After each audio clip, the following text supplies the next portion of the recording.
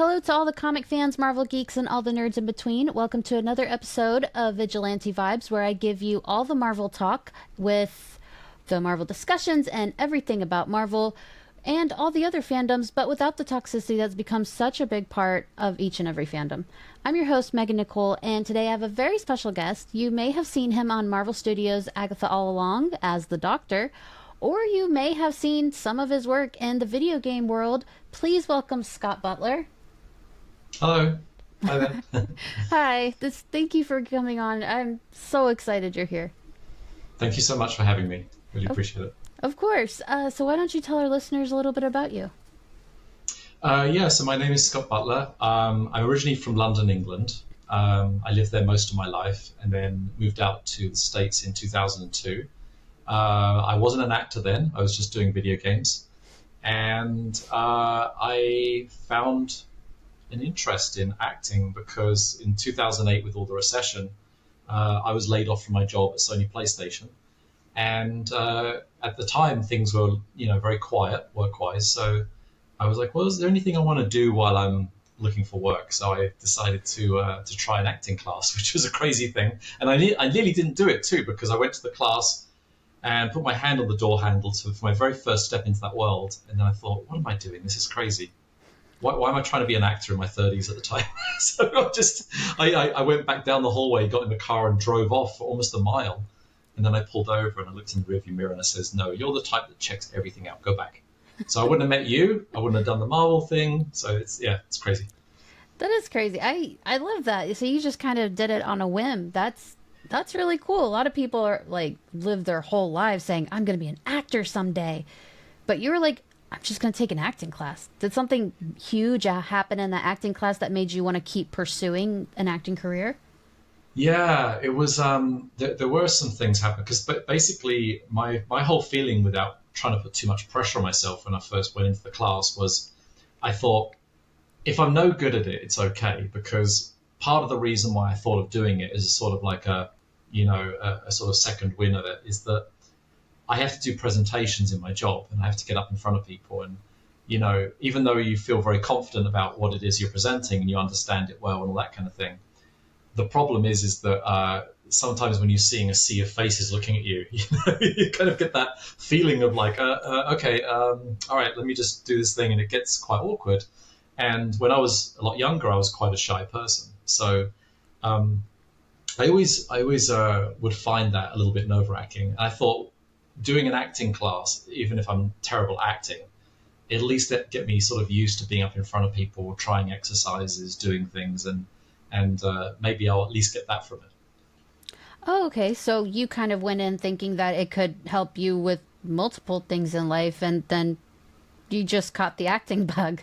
Yeah, the very first thing they were doing was I thought I was just auditing the class, so I was just going to sit at the back and watch everyone. And that wasn't the case because they were working on a scene. They had some 1 or 2 page script scene from a film, I think it was, and they were going up and trying it, and then they were getting some feedback. And I was sat at the back, sweaty palms, just sort of like, why am I here? What am I doing? This is crazy.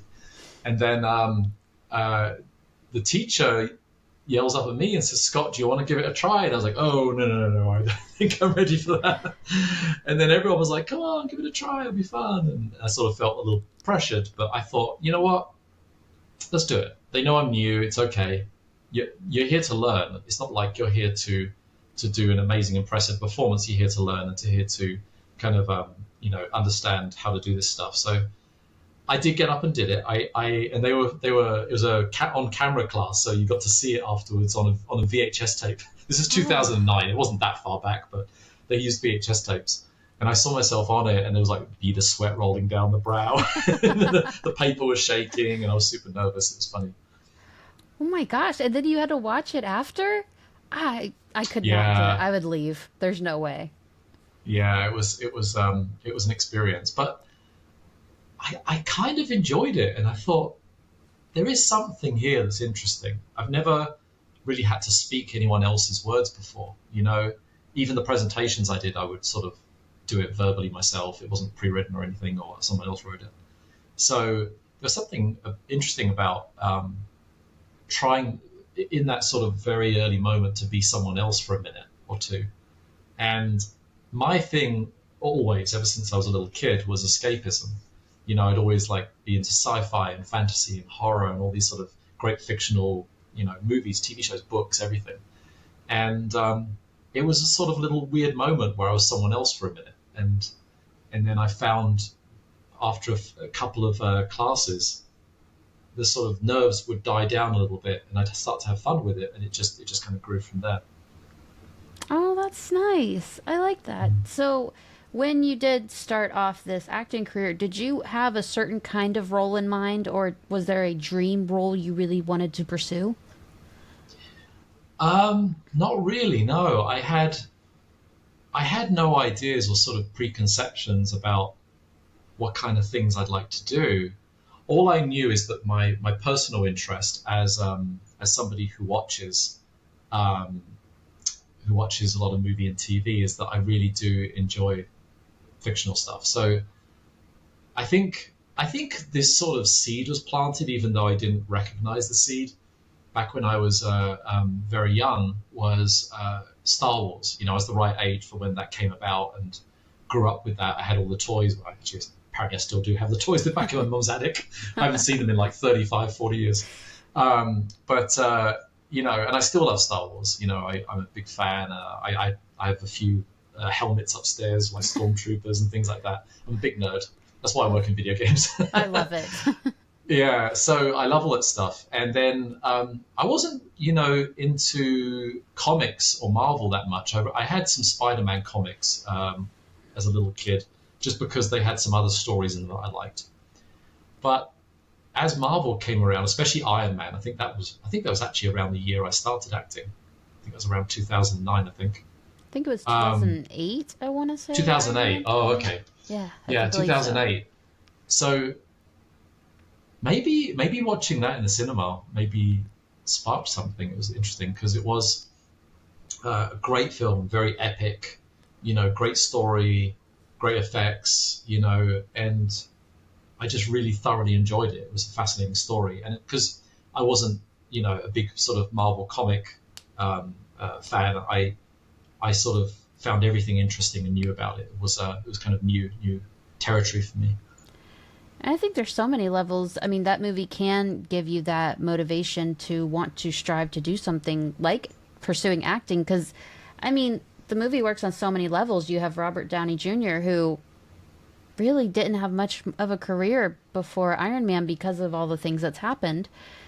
And Marvel Studios did not think that movie would succeed. They were fully prepared for it to fail, and it didn't. So, I mean, it's a really inspiring movie with a lot of inspiration built into it. Yeah, absolutely, it is. It's just it was just a very compelling story, and I think prior to that, all the superhero stuff I'd seen was growing up with Superman, in the 80s, Christopher Reeves, and which I absolutely love. I mean, he's incredible, and so the superhero movies were quite different to what Iron Man was in my mind. People flying around, having great strength, whereas here was a story about a man who was, a regular human being who just happened to have amazing technology, lots of money, this great company producing stuff, and created a superhero out of that, which I thought was fascinating.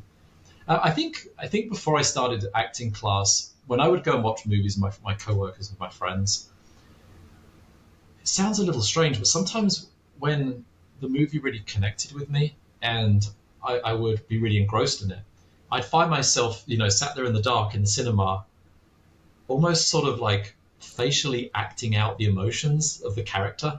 Oh, wow. It was almost like I felt it, like if a character was in pain or something, whether it be physical or mental, I would sort of feel it and I would connect with it, and then I would sort of sit there and just sort of almost imagine what that would feel like and what it'd be like to be in that moment, and it made me more engrossed in the film and the characters. Now, not every film would connect with me like that, but some would.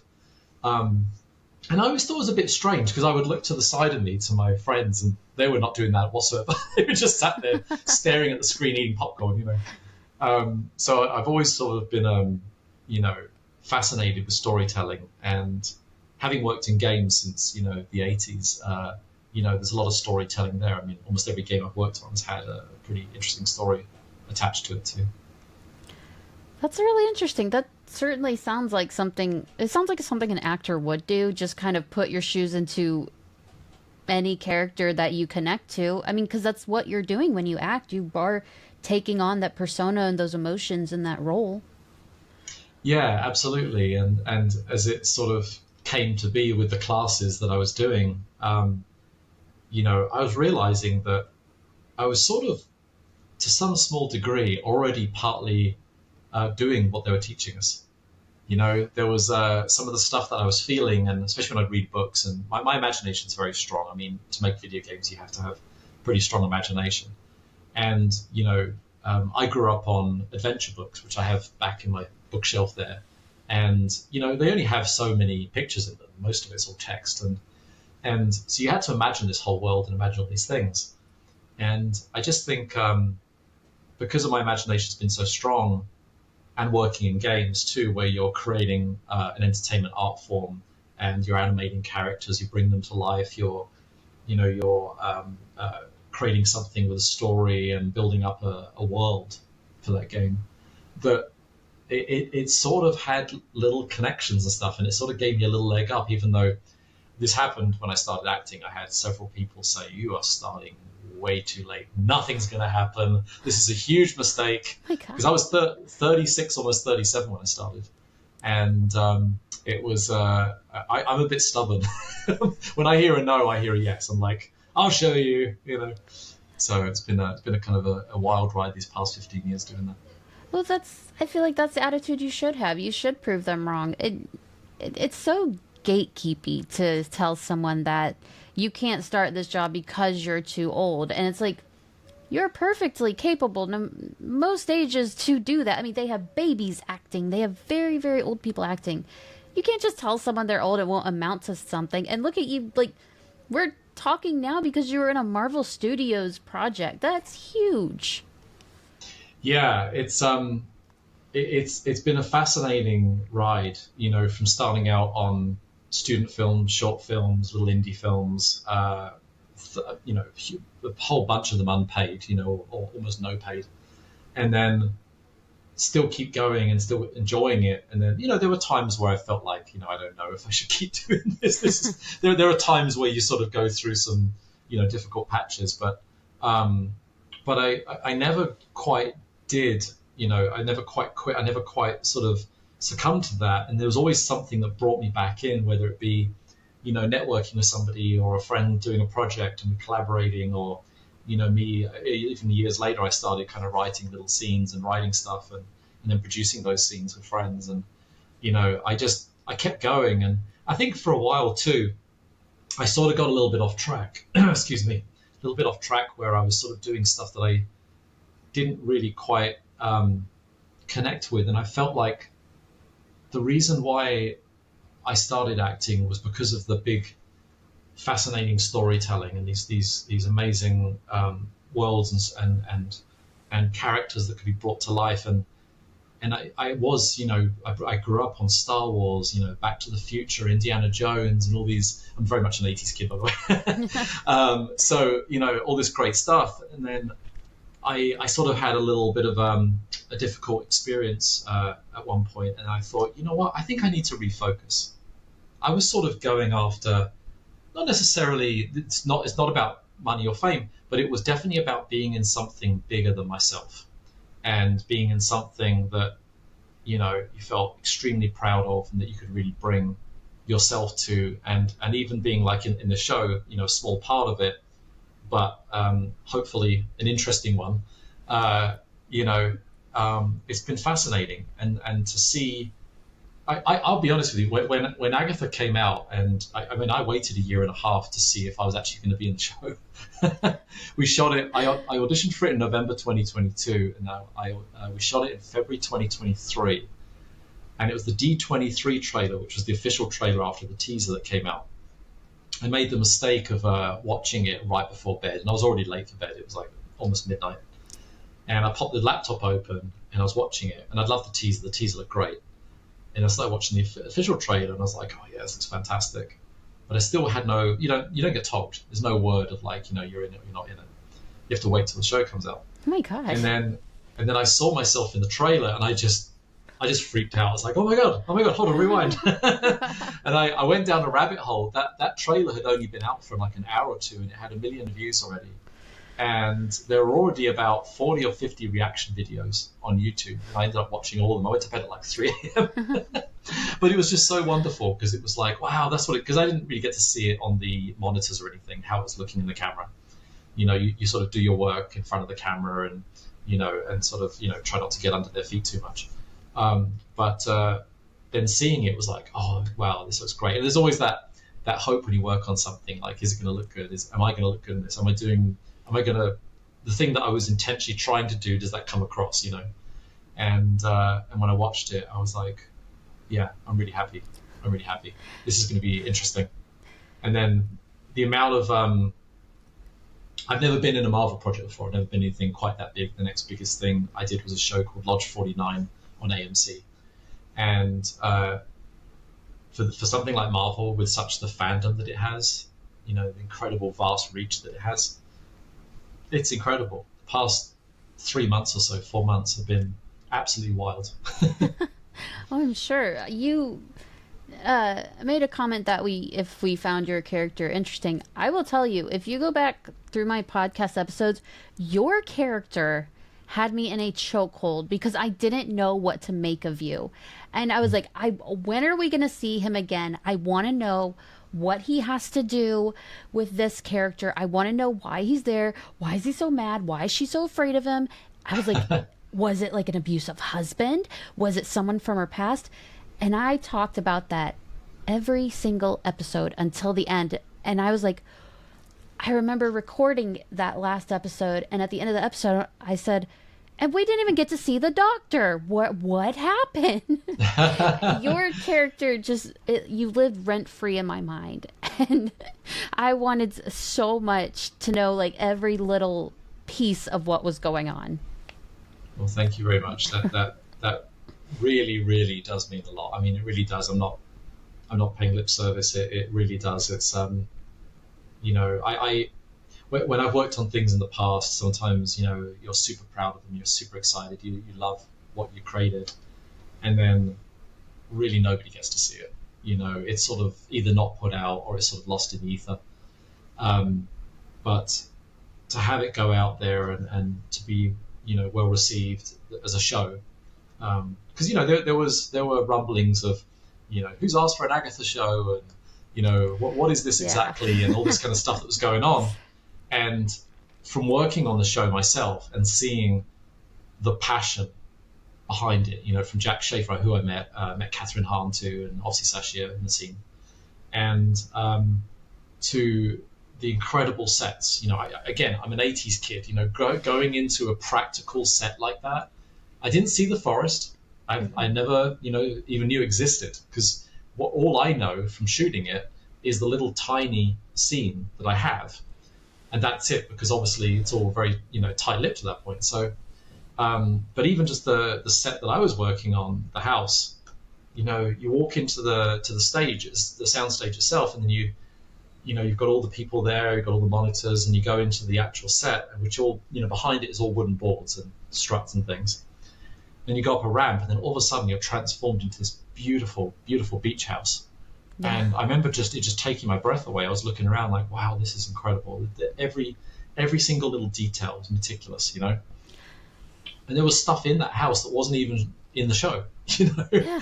There was like areas of it that were just built so that in case they shot back up to the thing, you could see it in the background, So it was incredible, beautiful, beautiful set. And I have a sort of funny anecdote. I got into the full gear, and they were doing my makeup. Catherine was in the trailer with me while I was getting my makeup done. And I went back to my trailer, and then Daniel Sellon, who's the costumer for the show, knocked on the door of my trailer, and he was standing there with Jack Schaefer, who I now just met this moment. And, I sort of like said hi kind of thing.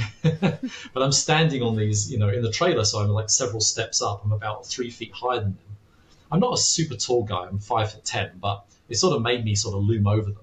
Yeah. And with the look that it has, you don't see it too much with the blue lighting, but I have kind of pale face makeup with sort of slightly darker rings around my eyes. Yeah. You know, and sort of very sort of like pale and ghostly.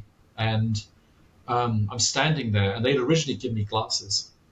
And Jack looked at me, and she said to Daniel, she says, "Oh yeah, this is going to work, but lose the glasses. I want to see those black eyes of his. He has very dark eyes." So I was kind of glad about that, because I thought, the eyes tell more than being behind something. So we went to set, we started doing rehearsals. And as we were doing the rehearsals, Catherine Hahn burst onto the set with these big glasses on. And she just yells at us, "Remarkable, remarkable, remarkable." She's so excited. And I'm like, thank you. It was a really nice way to sort of validate what we're doing and make us feel like, okay, we're on the right track here. Let's keep working on this. And then I came out of the set itself inside the soundstage, down the ramp in the long tunic, the whole thing. And to the left of me was all like the Marvel producers and everybody all sat there with the screens. And there was sort of like a little bit of like, like this, and a little bit like, you look great. You look so creepy what you're doing. This is really cool. And then I was still a little bit in character. I looked over at them as I went down the ramp, and I just kind of looked at them and I said, "Why, thank you." And then afterwards I thought, oh, hold on, you got to not freak people out. So I gave them a little smile and kind of laughed afterwards, But it was super fun. It was such an exciting, creative, imaginative, passionate project to work on. And even though I only saw encapsulated what I was doing, right, I wasn't obviously privy to other sets and other scenes. When my feeling was immense trust that what they are doing is going to be something interesting, something special. And when I saw the trailers, which is my sort of, I think there were a few stills released before the trailers came out, but when the trailers came out for sure, I was like, wow, this is fascinating. I'm super curious about this, because this to me felt quite different to a lot of Marvel projects. Practical sets, not different characters to what you're quite typically seeing in Marvel shows. I know there is quite a lot of variety, but you've got that sort of, whole sort of witchy Halloween corner of the MCU, which has barely been touched upon. So it's wonderful. Yeah, I definitely understand what you mean by wanting to be in something that's bigger than you. This was the show to do it. I mean, the character Wiccan, he is such a big, important character to so many people, especially in the LGBTQ community. And to see him portrayed on TV, not let them shy away from his sexuality and who he is as a character, that meant a lot to a lot of people. So that show did change the game for a lot of fans. As for the people who said, who wanted this, who asked for this, they all got very, very quiet once they started watching the show, because the show is a quality, good show through and through. The characters are fantastic. It's a aesthetically beautifully done show, and the writing is phenomenal. And I'm happy you got to be a part of that, because that's so big. That's such a big show to jump into. Yeah, I'm incredibly grateful. It's been a true blessing. The fans have been absolutely mind-blowingly awesome. I've loved talking to so many people, and I'm starting to do cons, Comic-Cons coming up this year, and the cons, I've done a few cons before, but for games, and now it's definitely like the games I'm doing and the Marvel stuff too. So, but it's been a fascinating thing, and I will say actually, being in the show, you do sort of, I personally like to read a lot of stuff. I'm not afraid of criticism. I'm not afraid of people saying that I thought that character wasn't good or whatever. Because in games, every day we have to deal with, rejection and constructive criticism about what we're doing and making things better. So for me, it's never been an issue. But I will say, a lot of people on Reddit and other places had said, I'll put my hand up. I was one of those people who said, I don't think this show's going to be good. And I was wrong. It was fantastic. I love it. In fact, it may be my favorite show now. So it's been wonderful.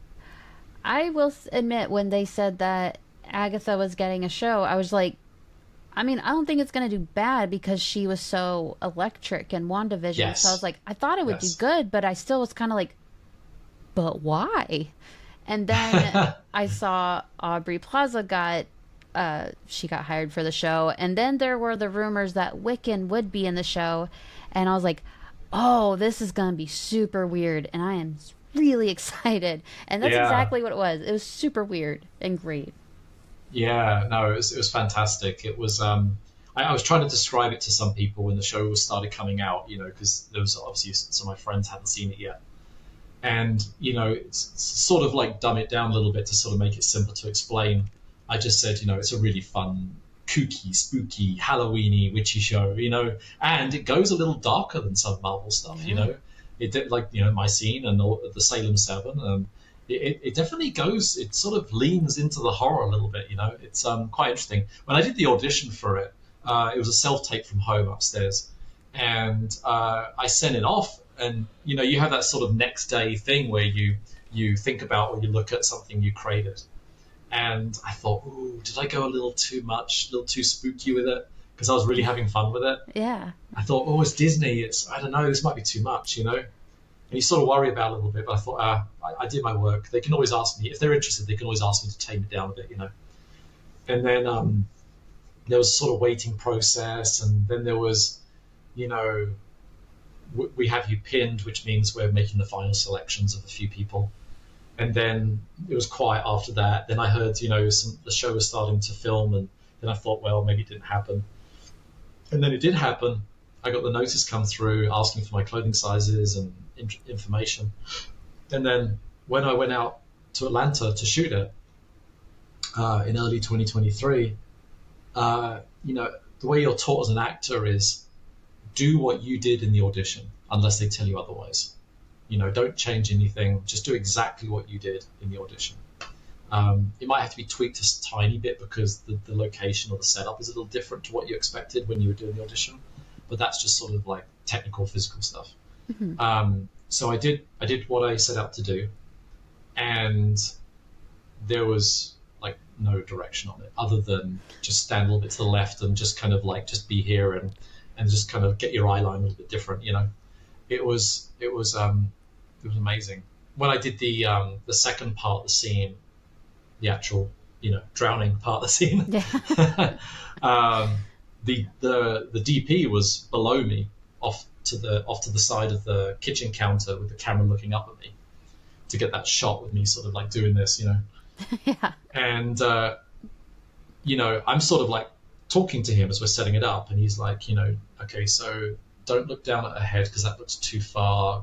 Bring your eyes up here. Okay, that's great, perfect. Just have your eyes here, even though she's down here. This will just look better, look more dramatic. And then we've just been like sort of loosely rehearsing it. Okay, so now I'm going to do this, then I'm going to do a line, I do this and stuff. And then when we got to shooting it, I just went for it. I just thought, I don't care if I'm spitting when I'm doing this line. I don't care if I look crazy. I don't care if I look, like like we don't want to hire this actor again. Just like this guy is either got an amazing imagination or there's something wrong with him. And when I did it, the DP looked at me and he was like, "All right, okay," but in a good way. He was sort of like, "Okay, I wasn't quite expecting you to do that. That's very good." So it was kind of funny. And then when we wrapped, it was 2 days of shooting for my stuff. And when we wrapped, they do the whole announcement thing, and the crew's all around you clapping. And Rachel Goldberg, the director, gave me a hug, and I said to her, I says, "I'm really a nice guy in real life. Don't worry." And she laughed and she said, "It's okay." Wow, I like hearing all this background of it because, like, from what we saw, it was terrifying. You were terrifying in a Thank good you. way. You felt you really nailed the vibe of the show. I'd say you were probably like the most terrifying part for me, which I really liked because there was so much mystery Thank you. around you. So it's cool to see what happened behind the scenes, how welcoming and how supportive everyone is of you. Thank you. Yeah, it was an interesting project too because several years ago, I was working on a low budget horror film, and there was a moment in it where there was, because I've got a full mask covering my face, there's no facial expressions being shown. There's a lot of physicality in it, so you're relying on everything from the neck down to sort of convey, and also head movement too, but sort of like you're relying a lot on body language to convey certain things. And there was a particular scene in it where I had to like just do this simple thing of just sort of like, you think you've got the upper hand, no, I have, kind of thing. This switch, where suddenly now the heroine is like not safe, Yeah. And I did this thing, and I drove home from set that night at like 4 a.m. It's just shot in LA, and I just thought that was so fun, so interesting. And suddenly this light bulb went off in my head, and I thought, this is a lot like animating video game characters that I've been doing all these years. Why not animate myself? Oh. So that was a weird, unusual sort of like switch in my mind about, taking something I'd already been doing for a long time and was, quite experienced that, and then bringing that in. So I started sort of playing characters and things. I did a film a couple of years ago called Hypochondriac, and I played a wolf in it. It was a lot like the sort of the rabbit of Donnie Darko. Cool. Very sort of strange man in a costume, basically sort of kind of the boogeyman of the movie, but it's a lot more complicated than that. If you watch the movie, you'll see a lot more to that. And then when I did the Marvel thing, the Marvel show, even though I'm a human character, I'm not sort of like, dressed as a creature or, covered in some very elaborate costume. It's quite simple. I wanted to incorporate some of that movement into it. So I believe that some of the stuff that people saw in it that sort of made it a little, took them off a little bit edgy as far as the intensity of the scene, was some of the movement, because none of what I did was in the script. There was literally, he's got his back to her, he turns around, he puts her head in the sink, right? Yeah. So when I was doing it, when I was practicing it, rehearsing it, I was thinking about, I've been doing some mime classes, some creature performance classes for the last few years.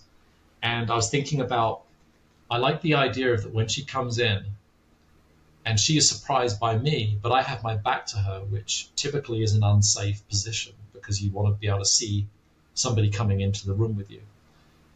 I'm going to splay my arms out like this, sort of like an A shape, to widen my silhouette and to support myself and plant myself, saying that this is my domain. And then as she comes in, there's no flinch, there's no movement immediately. And then when I turn slowly, there's not that sort of reaction of, I better see who this person is. Turn slowly is almost like I know who she is. I know she's in the room with me. I'm here intentionally. I'm here for her. And the turn was from the head first and then the body. If you go back and watch it, there's a twist in the body. And the reason for the head turning one side like this is because that is how predators circle their prey, like lions. And they surround them in a circle like this. So there was all these sort of little things. And when the hands drop away from the counter, it's very relaxed. It's almost like you have no power here. Yeah. Kind of thing. So there's these little subtleties that were brought into it, because it's very easy to act a scene out like that. Just, all right, go back to it. I turn around, I say my line, I walk up to you, and I throw your head in the sink. But like there was a little bit that we shot too that wasn't quite in there because it was a very sort of bunch of fast cuts in it. But I sort of like kind of went straight up to her, up close, and just kind of like slowly raised my arms up, almost like I was maybe going to embrace her. And then I kind of put my hands on her shoulders, then twisted her, and then pushed her in. So it was, but it was so, they wanted that moment to be so sharp because there was already the music swell up and the intercuts with, Alice's scenes and Lilia's scenes. So the timing and the cut of that was really, really incredible. I love that, because everything you're describing, I'm like seeing in my head. I'm like, that was really scary that he did that. That turn on the head was terrifying. That's totally, yeah, you've absolutely nailed that. I like how far and deep you had to think into it. Thank you. And you got to be careful with stuff like that too, because you can make it look silly, right? You can, you want to be human, but not quite. You want to be either adding or subtracting something that just because we read body language, we know what is normal, right? But when you make a slight change to it, it only has to be subtle, and it can just throw people off a little bit. And if you do too much, like, oh, they're not going to notice unless I do this. Now, I haven't had people come up to me and say, your movements were what creeped me out. They were just like, you really creep me out and I don't know why. So it's funny, I've literally had strange complimentary messages. I've had people DM me on Instagram and say, we really hated you. You did a great job. You did a great job. And I'm like, oh, thank you. It's very nice of you to say. I'm glad you hated me.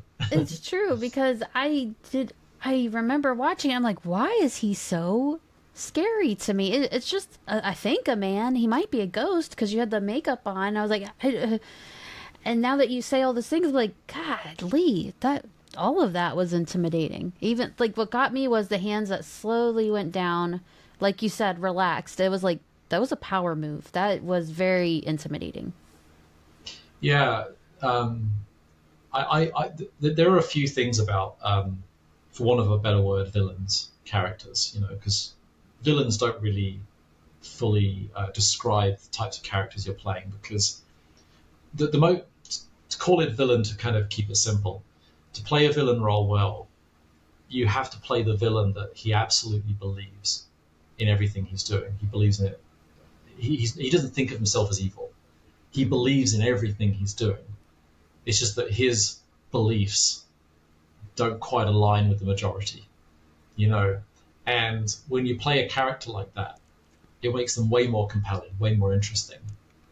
If I just turned around and said, "You are an inconvenient woman, and now you are nothing," it's not gonna work. And even though the scene is violent, the violence is more in the build-up, and then the sudden snap, drown, right? So the lines had to be, at least the initial line, the first line, in my mind, what worked for me was to actually do it almost under the breath, almost, and to have a very personal conversation with her. Because as I'm walking up to her, I'm closing the distance, and to have that moment where you make it personal. When you have a personal conversation, it means you have a personal connection. Mm-hmm. If I yell out, "Hey, you," it's a little bit different, unless we're close to each other and I say, "Hey, you, I have a problem with you," or something. Yeah. So it makes it more connected and interesting. So, but then of course the second line, you've got all this stuff going on. She's writhing around, splashing and everything. So I had to bring it up a little bit, but it was I still wanted to keep it within that sort of that range. Yeah, that totally makes sense. I like that you didn't go yelling it at her, because I feel like it would be acting more out of emotion and not more out of the hatred the character had for Jennifer Kale. Yeah, absolutely. So yeah, it was a heck of a lot of fun. And then of course, watching the rest of the show, stuff that I wasn't privy to because of other episodes, right? Was information about some of that story. Jen revealing her past, and and then of course, in the final episodes, the discovery that Agatha was also involved, which I've had a couple of people reach out about that, saying, "So hold on, you didn't find her? It was Agatha?" It's like, well, we were both involved. Let's put it that way. She mentions the back then in the 1920s, people paying good money to shush a witch, to quieten her. So there's that whole history element to it. And I've had a lot of people reach out and want to know more. And I have to be honest with you. I say I honestly actually don't know more of the actual character story. Yeah. But it definitely touches in history. Definitely there. If you go back and look at history, a lot of this stuff is born from that. So yeah, I think there's a lot more story to be told there for sure. It's just a case of would that happen? Love to see.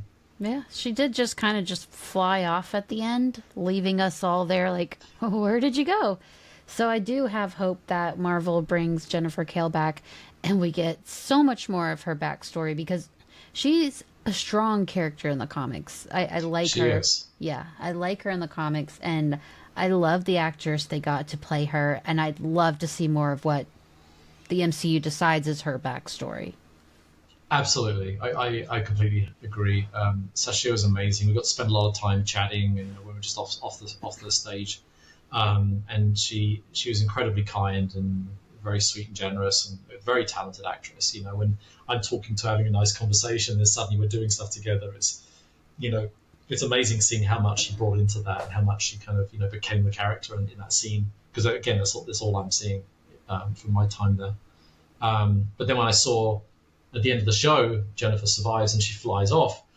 I will admit, part of me thought, wow, the person I'm connected with actually survives. So you never know. You never know what's going to happen. I mean, she's one of the characters who's actually in the comics.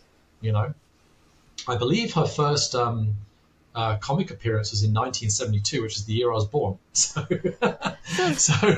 so it's like oh, maybe maybe this was meant to happen, and I think they'll. I would hope so. I would think they would bring her back. I think they've established her now as part of the MCU, and yeah, it'd be fascinating to see what they do with her. Well, if they dive into the witchier side, or not even the witchier side, the evil, hellish side, that very well could happen because she was involved in both of those. So she could, if Mephisto shows up, she could be there too. She's a good character. They could use her in so many ways, just like with Agatha. Who would have thought Agatha? We would get so much of her, and thank God we did. And I'm excited she's staying in the MCU because Catherine Hahn is incredible, and I really do hope we get to see you again in the MCU because I need so much more of the Doctor. So much more. Thank you. Yes, hopefully, yes. I'm keeping my fingers crossed. I know there's been a lot of rumblings online about, is it going to be a season 2? Because it was obviously a miniseries to begin with. And the show was successful. They produced it for, a lower budget than typical Marvel shows, and they made something that people connected with. They had a lot of heart. It was great writing, great characters, great sets. It was unique. It was something we hadn't really seen before. And every single person in that show brought their A game. I mean, everyone's fascinating. I got to meet some of the actresses who played Salem 7. We did a Q&A in Hollywood at the Star Wars Cantina bar, talking about Star Wars again. It was wonderful. There was Rachel there, Rachel Goldberg, and about 4 of the Salem 7. And everyone just really brought their A game. It was fascinating. There was not a weak part to the show, and I think it really connected with the fans, and it also created a lot more new fans. I think I think so too. Yeah, so I'm really happy about that. Really happy about the show, and whether or not I'm included in the future of that, I don't know. But I would love to see Agatha continue. I think it is an incredibly beautiful show that deserves so much success, and I would love to see more. I agree. It's something super different for the MCU, and I do hope they keep taking risks like that because this one paid off. It paid off like Absolutely. Crazy. And Yeah. Look how much came from that show. We wouldn't be talking right now if it wasn't for that show, but there are parts of you that aren't just an actor. You're also a video game artist of 35 years, which I don't mean to be weird. I didn't think you looked like you were old enough to have 35 years worth of experience. It was kind of like child slave labor. I started very, very young. I was 16 years old, and I used to go to a computer club. Around the age of 11, I started getting into games, and I had a computer, and I was sort of like making little programs and things. And then, across the road, literally from our house, was a little sort of local community hall. And they hosted a club there. So people bring their computers and play games and hang out with other kids. And everyone was pretty much playing games, but I was like painting things. I was like making mock video games. And I decided to, I don't know why, but I decided to hand paint the album cover from Madonna's True Blue album. with Marilyn Monroe hair and the jacket off her shoulders with the black and white against the blue. And then some guy came up to me and says, "Hey, did you paint this?" And this is the Madonna picture. I said, "Yeah." And he said, "Do you have anything else to show me?" And then he said, "Do you want a job in games?" Like, I don't know. I work at Safeways behind the register. That was my summer job, when I was 16. I went home and told my mum about it, and she says, "Well, you love art and you love games. I think this is perfect." My dad wasn't too sure about it. He says, "I think this game thing is a fad and will be gone in 2 years." But I was like, I think I'd like to give it a try. So I started the following year when I was 17 in '89 because my mum wanted me to finish my exams at school so that I could sort of focus on it. And I've been doing it ever since. So yeah, it's been an amazing career. I've been doing it the whole time, and juggling that with acting sometimes can be quite a lot. I'm sure. But it's been manageable, and I mostly work from home these days. So if I suddenly have to fly out somewhere and shoot something, then I bring my laptop with me. I work on the days I'm not on set, and then go onto set for the days I need to be doing stuff, and then fly back to LA eventually. So I'm making it work. I'm a good multitasker. So clearly, because creating video games, being the artist of them, that is something that I can't fathom. I'm pretty artistic, but I can't do that. Like, have that talent. That's pretty incredible. Well, thank you. Yeah, I started out as a regular artist, painting pixels and then doing 3D stuff. Then I evolved to like management, sort of positions. On one game, Croc Legend of the Gobos on the PlayStation 1, which was one of our big games in the 90s. And the art sort of got away from me a little bit. I sort of became more and more managerial, sort of administrative positions. And then now I'm a technical artist. So what I do is I work with the art team, make sure things are looking correct, working correctly, and getting things set up, and sort of making sure everything just functions. So I do miss it a little bit, but at least with the acting, I get to have my sort of creative outlet there, and I write a little music too, and play keyboard, and do other things. So I kind of find the balance. So you're just a Renaissance man. You can just do everything, really. Well, I wouldn't say that. Well, I mean, maybe master of none, but well, I mean, you're doing a lot. It sounds like you're doing a whole lot. Yeah, I do some keyboards and guitars over there, so I enjoy it. Yeah. I've been playing around with that stuff since I was in my early 20s. So I've always liked creating things. I find that's where my happiness is. If I'm creating something, whether it be a game or working on something, with acting or writing music, it's just that's sort of my happy place. That's amazing that you get to live in that happy place, work-wise, and really for your whole life. That's incredible. Thank you. Yeah, very, very blessed, I've got to say.